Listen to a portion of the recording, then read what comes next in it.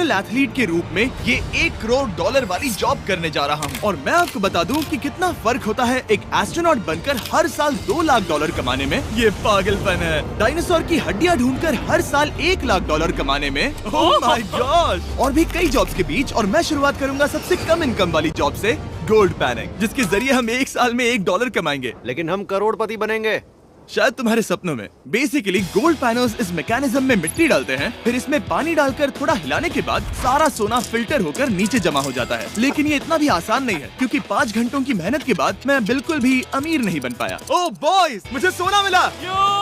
इसकी क्या कीमत होगी? करीब 2 सेंट्स। यही तो मैं कह रहा था। इसे 1 साल तक करने के बाद भी आप $1 ही कमाएंगे। लेकिन लकीली हम ऐसी नौकरियां करने जा रहे हैं जिसमें हम 1 साल में $10 मिलियन तक कमा पाएंगे। चलिए देखते हैं ऐसी नौकरी करना कैसा लगता है जिसमें हर साल $1 लाख मिलता हो। म्यूजियम के लिए डायनासोर की हड्डियां ढूंढना। और हाँ, ये नकली हैं क्योंकि ये सभी मर चुके हैं। तो ये उन गड्ढों में से एक है। क्या ये सच में डायनासोर की हड्डियां हैं? बिल्कुल, मैं यहाँ 17 सालों से हूँ। ये अब तक की सबसे बड़ी हड्डी है जिस पर मैंने काम किया है। ये रही आपकी थाई बोन यहाँ पर, जो करीब 4 फीट लंबी है। तुलना के लिए ये रहा वो डायनासोर, और ये रहे 6 काल जो एक के ऊपर एक खड़े हैं। और मेरी लंबाई 6 फुट 5 है। ये मेरी जैक हैमर्स है, बड़े काम के। तुम कर सकते उसे हो। बिल्कुल पता नहीं वो क्या कर रहा है। कोई आइडिया नहीं है। आपको ये सुनकर अजीब लगेगा, लेकिन हम इस काम में बहुत बुरे हैं।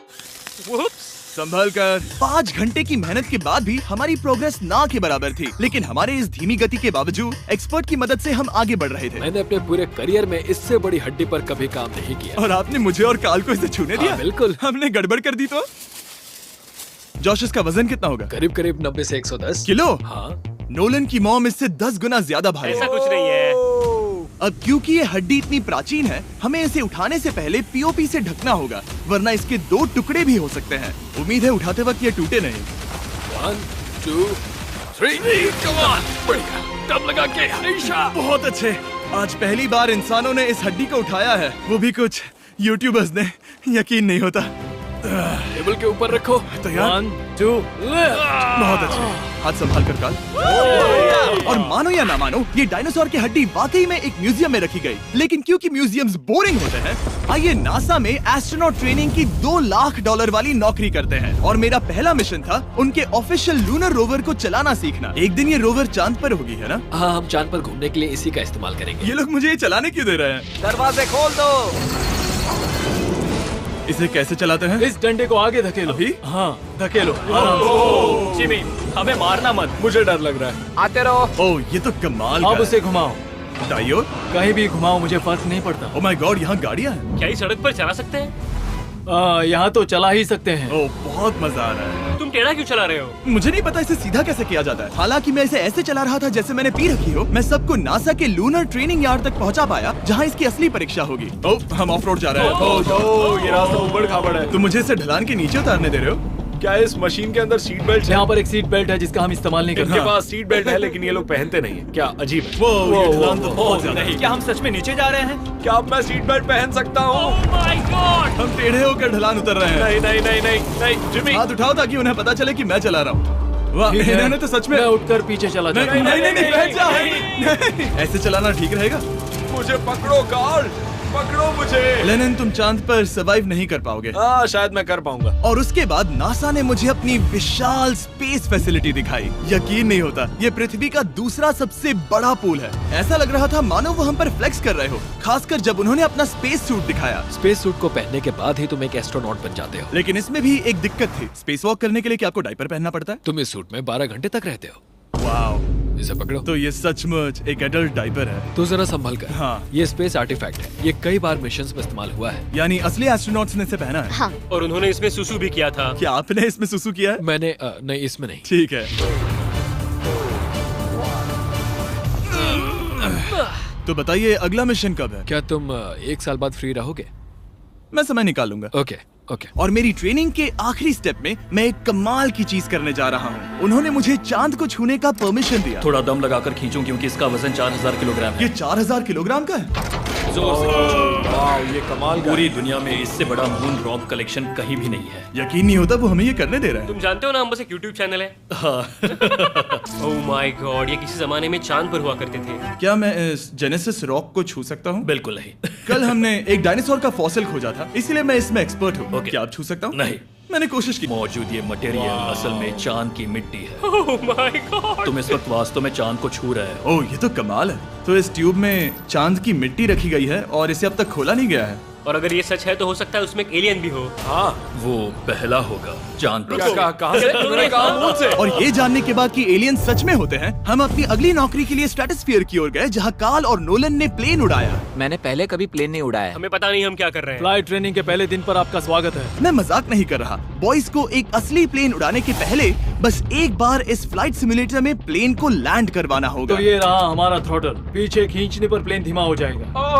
Oh my God. और लगातार एक के बाद एक ओह गॉड। नोलन की क्रैश लैंडिंग के बाद तुमने प्लेन को क्रैश कर दिया। उसने सक्सेसफुली लैंडिंग कर ही ली, जिसके बाद पता नहीं क्यों उसे इस प्लेन को चलाने के लिए चाबियां दी गई। यो, मुझे डर लग रहा है। अगर तुम ये नहीं कर सकते नोलन तो प्लीज भगवान के लिए इन्हें बता देना। ओह माय गॉड, मैं एक प्लेन उड़ाने वाला हूँ। Oh my God. ठीक है, क्या तुम तैयार हो? मैं तो बचपन से ही तैयार हूँ। Full throttle. अप्रोचिंग 60। थोड़ी डगमगाहट है, लेकिन अब लीवर को पीछे खींचे। हम टेक ऑफ कर रहे हैं। बहुत अच्छे। ओह माय गॉड, तुम्हारी जिंदगी मेरे हाथों में है। वो सच में इस पूरे प्लेन को अकेला उड़ा रहा है। हाँ, मैंने तो छुआ भी नहीं है। टर्बुलेंस की वजह से कभी क्रैश नहीं होता है ना। दरअसल अब देखो, मैं दाएं मुड़ने वाला हूँ। नहीं। दाएं मुड़ा। संभल कर, ओह माय संभल गॉड, कर। प्लेन टेढ़ा हो गया। यकीन नहीं होता मैं इस चीज को कंट्रोल कर रहा हूँ। देखो मेरा जादू। रुको। ओह नहीं, ये क्या? बेवकूफ, मैं तुम्हारी जान ले लूंगा। अब हम उस तरफ जाएंगे और फिर तुम प्लेन को लैंड करो। ओह माय गॉड, मैं भूल गया। हाँ, अक्सर लोगों को यही सब याद रखने में दिक्कत होती है। ठीक है, हम नीचे जा रहे हैं। मुझे डर है तुम कहीं हमें ऊपर ना पहुंचा दो। सिमुलेटर पे हर बार प्लेन मेरे से यहीं पर क्रैश होता है। ओह गॉश। हम यहीं लैंड करेंगे, इस रनवे के ऊपर। Oh my God. आराम से। हम कुछ ज्यादा ही नीचे है नहीं? इसकी नाक को बिल्कुल बीचों बीच रखना। Oh my God. आराम से। अपना हाथ थ्रॉटल पर रखो। लेवल पीछे खींचने से पहले थोड़ा इंतजार करना। लंबी सांस लो। बहुत अच्छे। हमने लैंड कर दिया। तुमने कर दिखाया। मैंने प्लेन लैंड किया।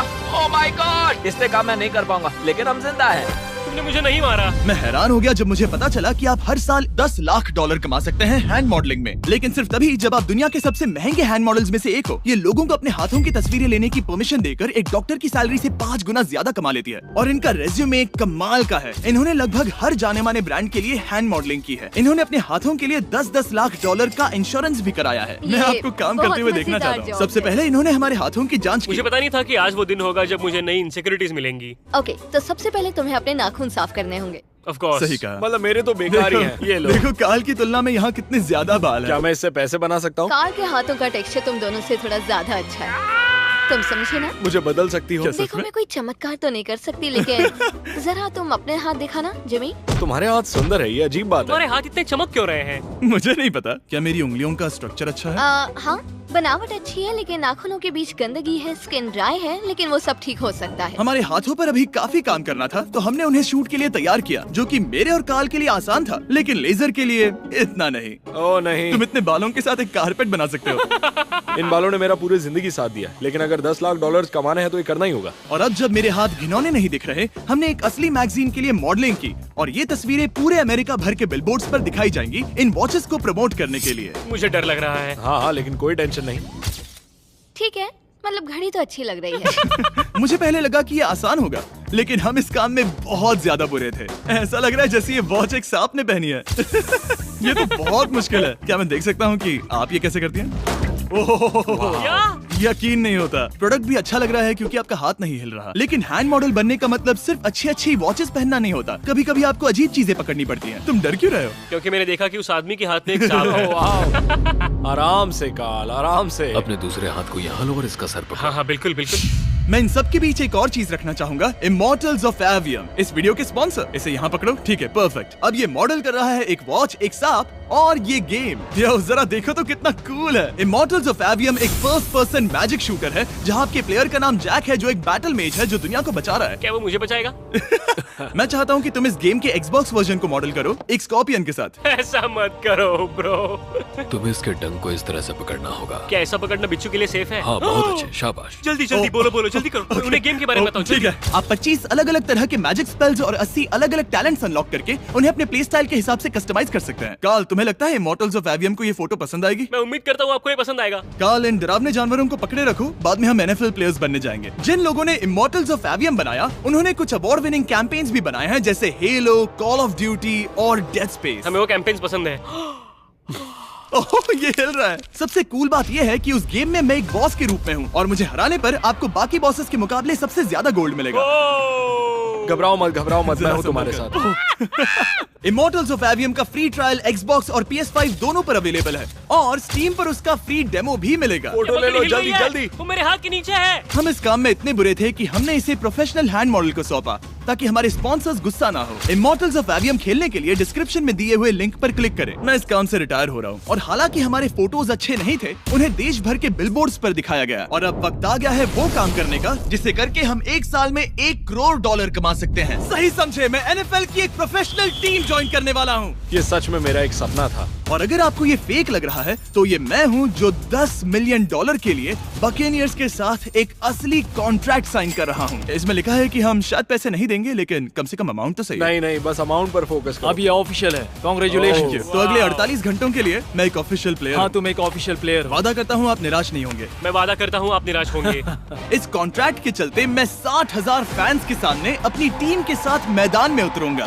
पहला पड़ाव है वेट ट्रेनिंग। ये ज्यादा ही हल्का है, इसे थोड़ा बढ़ाना होगा। कर सकते हैं। मुझे नहीं लगता आराम से। कि मुझे 1 करोड़ देने वाले बस हैं। मेहनत करते रहो। क्या तुम मेरे जिंदा बनोगे या फिर एक लूजर? ये लोग एक NFL प्लेयर के ऊपर बहुत ज्यादा बिल्कुल चिल्लाते सही हैं। कहा। इसे वहाँ सेट करो जहाँ तुम्हारी टीम का सबसे ताकतवर प्लेयर सेट करता है। पता नहीं मैं एक भी कर पाऊंगा या नहीं। वो ऐसे 12 रेप्स करता है, हाँ। नामुमकिन। वो कोई आम इंसान नहीं है। मैं उससे पंगा नहीं लेना चाहूंगा। Come on, तुम कर सकते हो। NFL इतना मुश्किल क्यों है? ये वर्कआउट बाकी प्लेयर्स की तुलना में कैसा था? बहुत बुरा। उम्मीद है चक्कर आना बंद हो जाए। घबराओ, आदत पड़ जाएगी। Okay. उसके बाद मैं अपनी ट्रेनिंग के लिए टैंपा बे के बकेनियर्स ट्रेनिंग फैसिलिटी में पहुंचा, जहां मैं मिला अपने कोच हेलो से। मिस्टर बीस, हाय, मैं क्या हूँ हाल है? कोच, कैसे हो तुम? बढ़िया। और बाकी टीममेट से। तुमसे मिलकर अच्छा लगा। मैं हूँ शेख, मेरे बच्चे और मैं दोनों तुम्हारे सच में? वीडियोस देखते हैं। तुम्हारे कैंडी पास, द काल कमीज। मेरे नए टीममेट्स को यकीन नहीं हुआ कि मैंने उनकी टीम ज्वाइन कर ली है, तो मैंने उन्हें सबूत के लिए कॉन्ट्रैक्ट दिखाया। तुम भी सब तुमने अच्छे से ऐसे ही check कॉन्ट्रैक्ट करो। पर साइन किया था। लेकिन तुम्हारे वाले पर ज्यादा पैसे लिखे नहीं मिले थे। लेकिन इसमें लिखा है कि ये कॉन्ट्रैक्ट सिर्फ 2 दिन का है, उसके बाद ये कैंसिल हो जाएगा। हाँ, इस पे इन यही लाइन्स को लिखा पढ़ना है। जरूरी है। हे, ये असली है, टीम में स्वागत है। जानता हूँ, थैंक यू। ये मेरे नए बहुत टीममेट्स मेहनत करनी होगी। हैं। इनके सामने हम बच्चे लग रहे हैं। ये कितने बड़े हैं। इन दोनों के बीच का फर्क देखो। सच कहूँ तो मैंने पहले कभी फुटबॉल नहीं खेला, तो उन्होंने मुझे अपना किकर बनाया, जिसमें ओह, मैं बहुत बुरा था। मिस्टर बीस्ट, हमें तुम्हारी जरूरत है। तुम्हें कल के लिए तैयार होना होगा। हाँ, तुमने सही कहा। मैं क्वार्टरबैक बनता हूँ और क्योंकि मैं पहले कभी क्वार्टरबैक भी नहीं बना था और हाइक, मैंने अपनी पूरी ताकत लगाकर बॉल को फेंका। बढ़िया टचडाउन। और मैं आपको बता दूं कि ये वही टीम है जिसके साथ टॉम ब्रेडी ने सुपर बोल जीता था, तो मैंने सोचा उन्हें सरप्राइज दिया जाए। ओ, वो आ गए टॉम। ओह, मुझे बॉल लगने वाली थी। टीबी, कैसे हो मेरे दोस्त? कैसे हो टीबी? कैसे हो दोस्त? कैसे हो तुम सब लोग? यहाँ मेरा एक दोस्त है जो आपके सिर्फ हाय कहने पर खुशी से मर नहीं सकता जिमी, है। ऐसा मत करो। तुम मेरे साथ लेनिन, ऐसा चलो नहीं इन्हें कर हाय सकते। कहो। London, I love you, bro. नहीं। Okay. और उसके बाद हमारी प्रैक्टिस उछल कूद में बदल गई। कैच करो। Too small. या अब तुम काम पर लौट ठीक है जाओ। दोस्तों, फिर मिलेंगे। लोगों को अभी भी मेरे 2 दिन के कॉन्ट्रैक्ट को लेकर कुछ सवाल थे, तो बक्स ने मेरे लिए एक प्रेस कॉन्फ्रेंस बुलाई। कल बहुत ही बड़ा दिन है, तो कोई बेतुके सवाल मत पूछना, ओके? क्या ये एक पब्लिसिटी स्टंट है? आप यहाँ पर क्यों हैं? सिर्फ बेस्ट वीडियो बनाने के लिए। हाँ, ये एक पब्लिसिटी स्टंट है। मैं सच में एक NFL प्लेयर नहीं हूँ। जिमी, इस नए टीम का हिस्सा बनकर कैसा लग रहा है? बहुत अच्छा। सच कहूँ तो मुझे पता नहीं था कि ये लोग मुझे इतना पसंद करेंगे। कल तुम कितने टाइम तक खेल पाओगे? 0। और बार बार दोहराने के बाद कि ये सिर्फ एक पब्लिसिटी स्टंट है, मैं अपनी हाइट नापने गया। 6'4.5". 6'4.5"? कार्ल, तुम 6'5" हो। मैं 6'5" हूँ। हाँ। ये मुझे इसलिए नाप रहे थे ताकि मेरा कस्टम गियर और यूनिफॉर्म बिल्कुल सही फिट हो। ये सच में बहुत ही अच्छा लग रहा है। सही कहा। और यूनिफॉर्म बनवाने के बाद ऑफिशियल गेम डे आ ही गया। मुझे अब भी नहीं पता कि वो मुझे ऐसा क्यों करने दे रहे हैं। बट हे, थैंक्स बक्स। तुम हैरान हो कि उन्होंने मुझे टीम में ले लिया? ये मेरा साइन किया गया पहला फुटबॉल है। जिमी अभी किसी भी वक्त बाहर आता ही होगा। तुम 100 पॉइंट से लीड करोगे तो शायद मुझे खेलने मिलेगा। मुझ पर एहसान करो और स्कोरबोर्ड तोड़ दो। जैसा तुम कहो। ये उसका पहला गेम है और शायद उसका आखिरी भी। उसकी हड्डियां टूट जाएंगी। ये सब कैसे हो गया? ये तो सपने जैसा है। ये कितना कमाल है। और क्योंकि ये मेरी जिंदगी का सबसे पहला और आखिरी एनएफएल गेम है, टीम ने मुझे एंट्री पर सबसे आगे रहने दिया। लेट्स गो बॉयज, चलो चलो लेट्स गो। ये हमारा दोस्त है।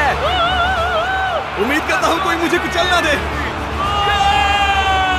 ये तुम्हारी जिंदगी का सबसे बेस्ट दिन है। मेरी जिंदगी का सबसे अच्छा दिन है ये जिमी, आई लव यू। ये हमसे आगे निकल रहे हैं। जिमी एक एनएफएल प्लेयर है। क्या हाल है? मैं तुम्हें निराश नहीं करूंगा। हो सकता है मुझे खेलने का मौका ना मिले। I love America. बड़ा प्लेन है। अमेरिका। चलो फुटबॉल खेलते हैं।